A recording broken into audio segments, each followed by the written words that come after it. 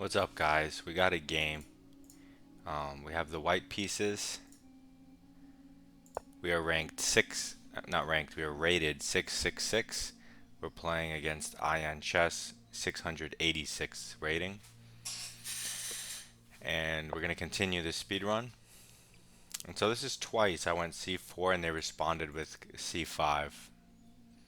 Maybe it's the standard way down at this rating level, I'm not sure.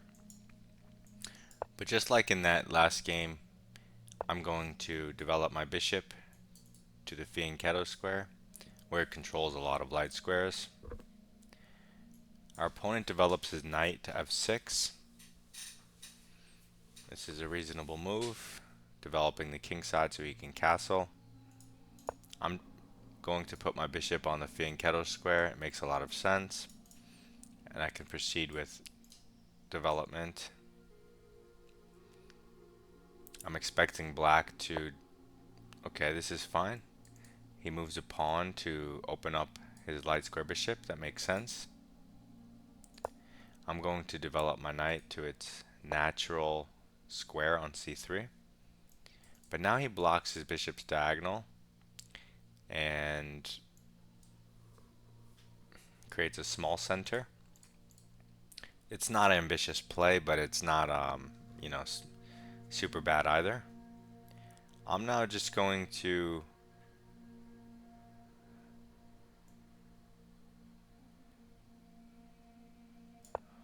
go d3, opening up the diagonal for my dark square bishop. You could also develop the knight. Nothing wrong with it. Our opponent spent another move. He went e6 last turn, and now he's going e5. So this makes no sense because he could have went e5 in one turn last move.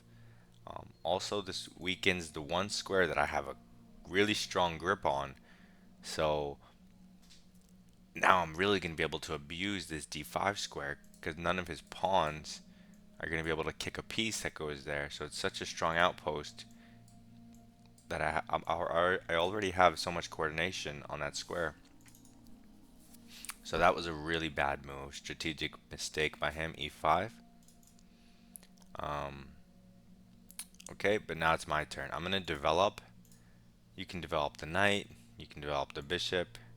I'm going to develop this bishop here. This pins the knight, and it also allows me the option of taking this knight, which is defending this square. So it removes one of the defenders. So he attacks my bishop. Now, if you retreat back, you get trapped. So you can never retreat when you're fianchettoed like this because you run out of squares. And if you were going to go retreat this way, there was no point in putting your bishop here to begin with. So the only reason to put it here, the only reasonable response after h6 is probably to take. He'll take back. And then now you have this square nice and free for your pieces.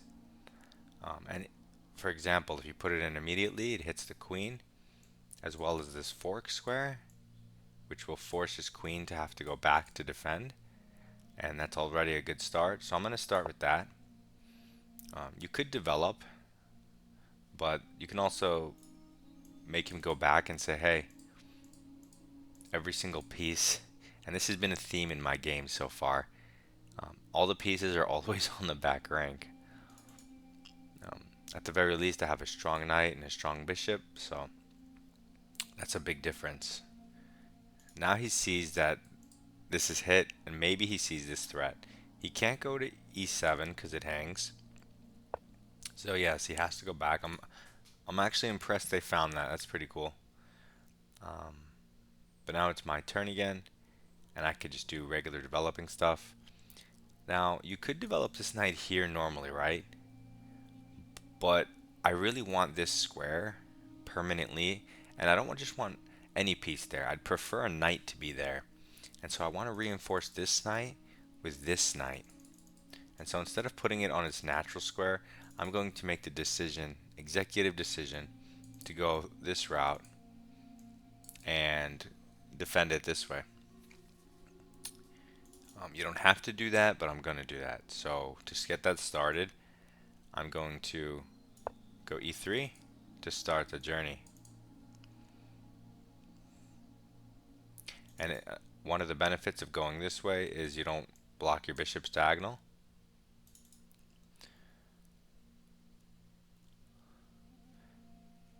And this bishop x-rays this pawn. So if his bishop ever moves, we might have some tactic with the knight discovery winning the rook. Like even if he goes, let's say here, and we go check, and he takes it, he gets a knight, we get the pawn, he develops his knight, and now we get a rook. Although if he took this way, he'd be able to take the bishop, so. Okay, so he just develops his knight, but he can't go into the center like we have because we didn't make the mistake of pushing this pawn to e4 like he did, which would give him an outpost. So we did not make that mistake. So we're going to continue developing. We're going to bring our knight on the circuit we wanted. And should he not put pressure on our d5 knight, then we always have other options for this knight if we don't need the backup. But now we can castle. He goes a5, and this really clamps down on the b4 square. So a lot of times you're trying to get in b4. He wants to make it impossible. It doesn't threaten anything. The drawback is that it weakens these squares. So now when I bring my knight here, this knight's going to have an outpost here. So I'm going to have two knights with outposts. And that's just positionally really good for me. So I was going to castle, but in light of him creating a new weakness, I'm going to move my knight first.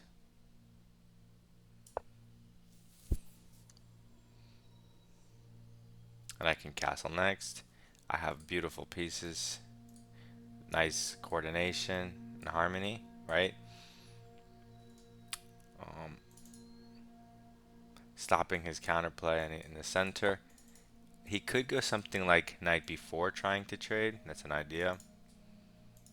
So he moves his rook over. Maybe I mean this hangs the rook, so maybe he's getting it out of the way of this so he can develop his bishop.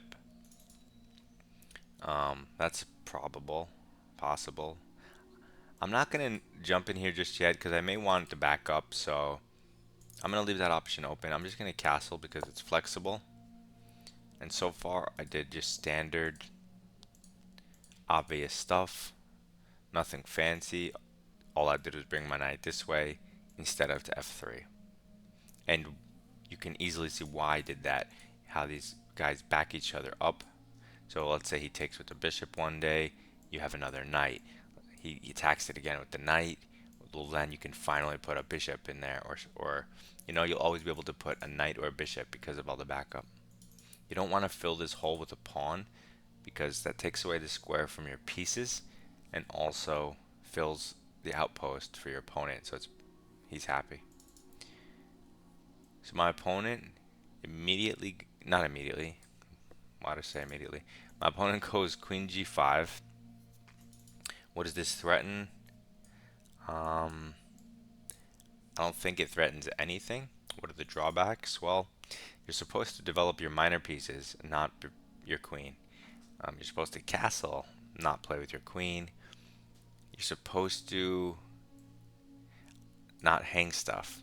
So another drawback of this move is you're undefending this diagonal and this row, column. So we immediately have knight c7 check because the queen no longer defends the c7 square. So we could go and take his rook and then plug the hole with the other knight. That looks good. You're immediately winning material. So let's keep it simple. Now that they blundered, we'll just take the free stuff. You don't have to go fancy and try to attack the queen or anything like that. He'll just go back and now you won't have this tactic. Okay. Excuse me. So he moves the king and hits the knight. Okay. He had to move the king. He was in check. I'm just going to take the rook. He'll probably take back, right? Because he doesn't want to lose a piece. And you could take this knight with check. King will have to take. And then you could plug your knight into here, or you can go queen f3 check, which is nice. He'll move his king somewhere. Then you can take the f7 pawn. That's nice. So there's a lot of things you can do.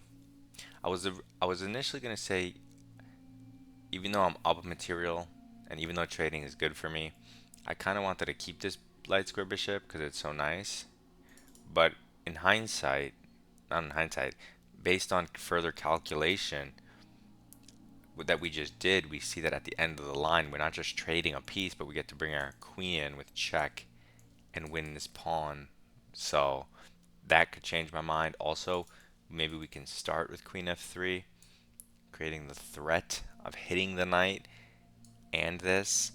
Hypothetically, he can go knight d8, defending, but then we can go throw our queen in. There's no need for that. I'm just going to take and then give him the check. Yes, we're giving our beautiful bishop away, but at the same time, we take this pawn with check. So it's nice that it's with check. He blocks with the bishop, but that creates a pin. So now knight d5 is kind of screaming to be played, improving my minor piece to its best square. So I'm going to do that. No, I'm not going to do that.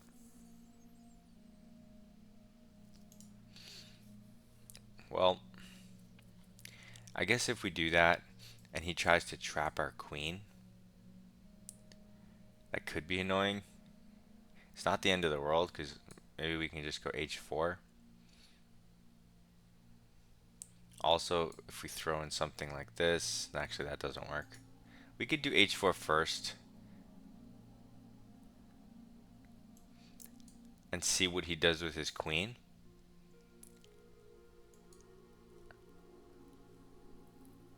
He might offer a queen trade by going to f6. He might go forward, but it's riskier. Is it though? I guess he has to offer the queen trade because if he goes forward, he undefends his bishop. And before, if he moved his rook, I wouldn't be able to take the bishop. But now after knight in, I'll be able to take the bishop because the queen's not defending. So now the bishop's hit twice and it's in a pin. So he either has to run back home one way or the other. And also I have further piece trades with this check, taking this. But he goes to do the trap my queen, but what he's missing is that this piece is hanging. And so I can actually take this with check, and then his king is forced. So try to visualize this for newer players. See if you can see the sequence of queen takes bishop check. The king has to go here. And then what move do you have? What's white's best move there?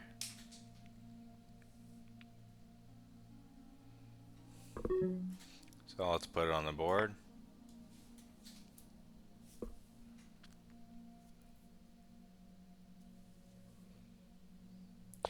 And then white has a checkmate. So we gain 18 points. You can see I was playing c4, positional. I'm not doing anything crazy, no, just developing my pieces, controlling the d5 square, and seeing what happens.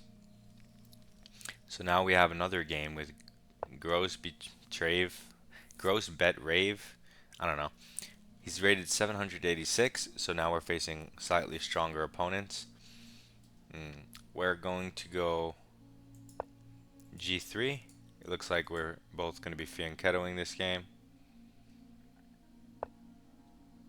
But now he combines it with e5. This is weird because if he's going to put his bishop here, he's now blocking his own bishop. So it seems inconsistent at first, but let's see what his idea is.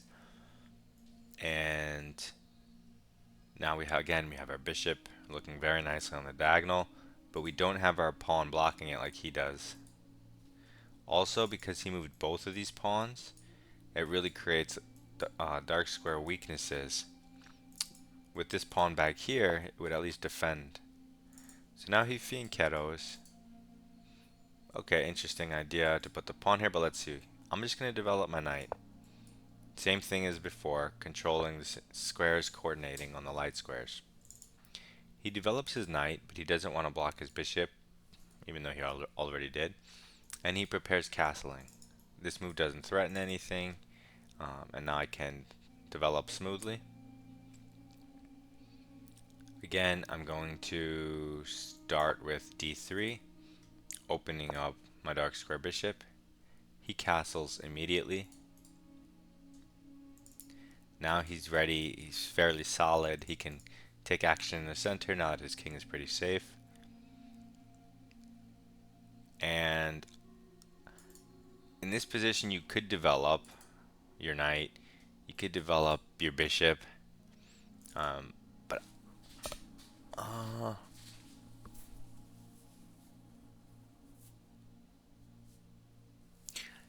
he's not, I mean he hasn't done anything in the center, so I'm gonna take this time and just go b4 and do queenside expansion. I can develop these at any moment, and he hasn't stopped me. There's no pawn on c5 like in the other games. Oh, the drawback of this was that it undefends this. He's trying to take advantage of that by doing this, obviously. So now we have to defend this knight, because if you move it, you lose the rook. How do you defend it? Well, it seems natural to bring our bishop to the fianchetto square to challenge his. And if he takes, we can take back with the queen. Even the pawn, but I prefer the queen to keep the structure intact. And everything's fine. So that was his plan. He doesn't want to permanently block his bishop. He moves it forward, opens up his bishop. That's fine. Now he moves the d pawn up 2 squares, attacking the center, opening up his bishop. So now, he's taking action. This is nice. This is good idea from him. So let's see what we do. If he takes here, we can take back with the queen. If he takes here, we can take back with the pawn. No problem. I'm going to go knight to h3 because I want a castle, and this is the only available square. He pushes the pawn once more with a tempo on the knight. I really liked what he was doing here because it puts pressure on my pawn center and challenges the light squares. But as soon as he pushes this, it relieves all the pressure that he had. And he's attacking my knight. Once I move my knight, he blocked his own bishop. Now his bishop is staring at his pawn. So all the threats and tactics he had are completely gone.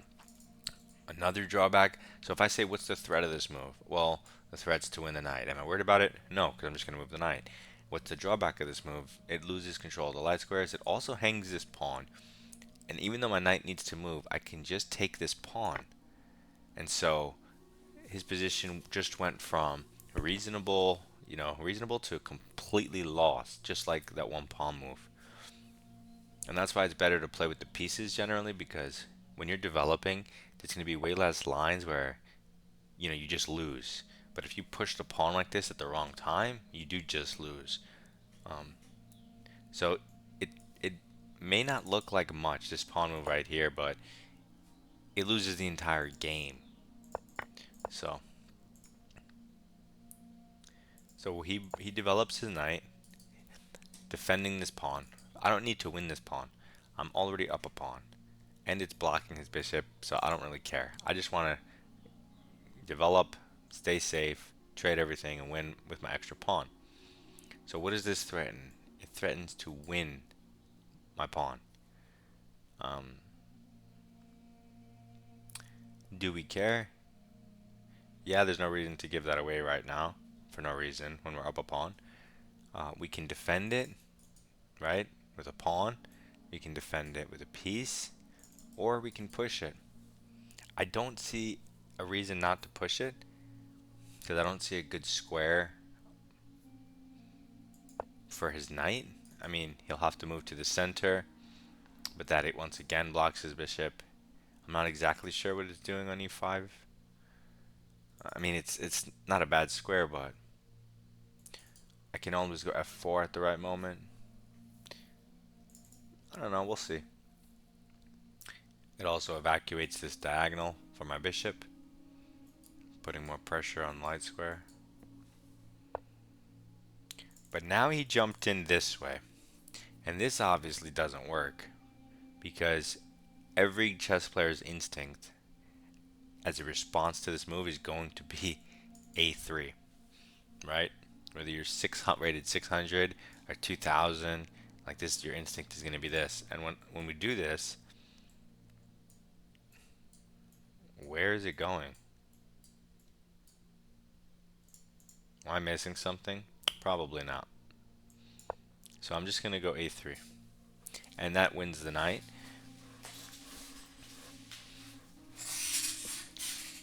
Now, maybe he should desperado it for a pawn. Something like knight d5. That way I have to take, breaking up this pawn chain, and then he takes with his other knight. He gets a pawn for it. He gets a knight in the center. It could be an option. That's not so easy to see. Someone who's trying to get a pawn back is much more likely to take on d3. It seems more natural. But he says, okay, I'm going to lose the knight. I'm not going to waste time moving it. Let me develop another piece. This isn't really good because it doesn't come with a threat. I can kick it. I mean, I'm not going to move this e-pawn anyway. I wasn't gonna. Because if I do, he'll take, and that opens his bishop. I guess I could take in response, but he can take with check. So I'm not going to push this pawn. So this bishop doesn't really do much here. I don't know what else he could do. It's hard for him to challenge my center. I don't know, maybe f5 was an idea there, but either way, I'm not going to respond to this move because it doesn't do anything. I'm just going to take the knight. You also don't have to take the knight. It's still trapped. You can castle, or you can say, I want to take with my queen, right? Do something like that.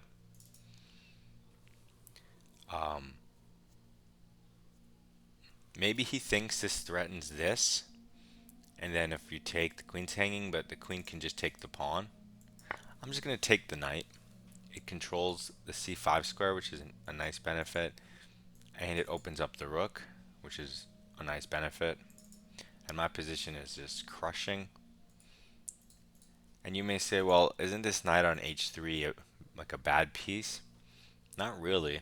I mean, yeah, it's better in the center, but it's going to get there one day. So now he goes c6, challenging my pawn chain. If I take him, he can bring his knight into the center.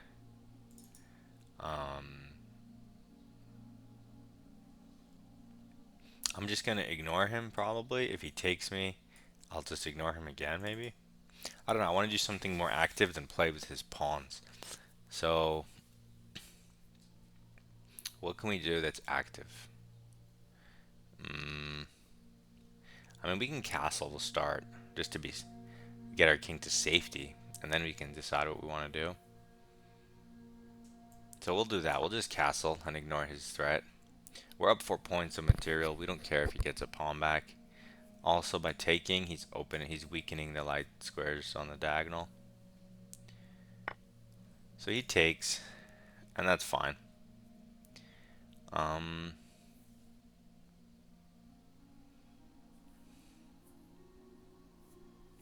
Maybe we should get this knight in the game. Is it time?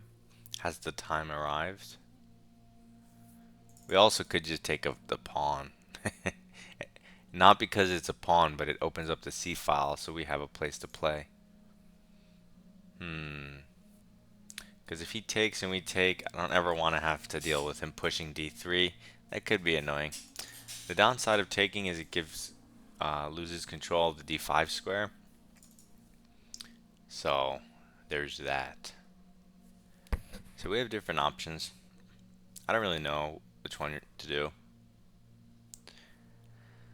Let's see, what do you guys want? This one, opening up and coordinating.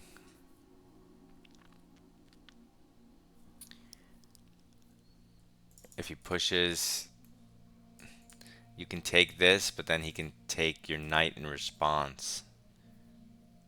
That's an interesting line. So it's more like he pushes. Okay, he just ignores it, so I don't have to calculate. And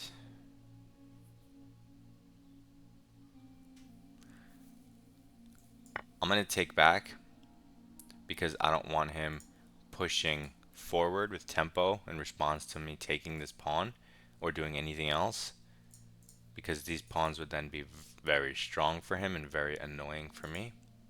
So I take back and I open up this square for my knight, and it's a beautiful square for my knight to solidify everything. Because I get a rook, he gets a knight, I go back, he gets a knight, but then I would get a bishop. So he pushes, I get a rook. Okay, let's not do that. He pushes this, which is very tricky because it opens this up and now my bishop's hanging. But if I take this, it defends the bishop. And when he takes, I take. And when he takes my queen, I take, and then he forks me. And this guy apparently is a genius. Interesting. So I can't do that because his engine is stronger than me. So what other options do I have? Takes, takes. I guess I have to do that anyway though. So I guess I'll just do it.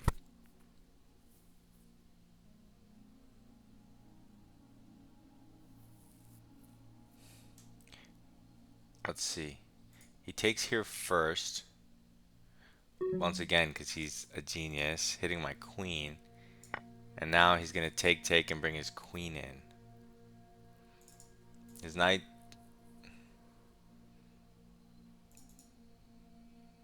Wait. This doesn't work. Because I could take with the knight. This only works if I take with the queen. Then he gets to grab my knight. But now he doesn't get the piece back, right? Yeah, now he doesn't get the piece back. He centralizes his queen, but that hangs the knight. It also attacks my knight, so it's a counter attack. Oh shoot, I have 37 seconds. I'm gonna move faster because there's no increment, and I forgot about the time. Oh, I hung a knight. That's right, I'm up 10 points in material. I'm gonna leave the knight hanging to try to go for checkmate. I'm gonna try to entice his queen to take so I can checkmate him.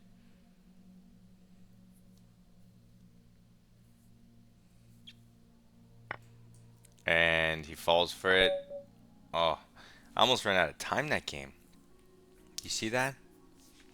So we delivered checkmate. At some point, he played very well. Surprisingly well. I'm actually curious. So how does lead chess even work? They don't have a graph that shows how the game was.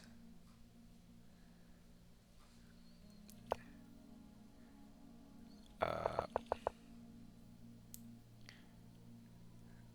let's see, I'm white. Oh, it says the eval next to everything. I was +5 by move 11. Did I ever lose it? That's my question. No, I didn't. Oh, it tells you here. 2 inaccuracies, 1 mistake. Oh, okay, I had 94% accuracy. Why did I feel like I was being tricked at certain points? Still, he had 81% accuracy. It was very good. Good game, though. Let's see.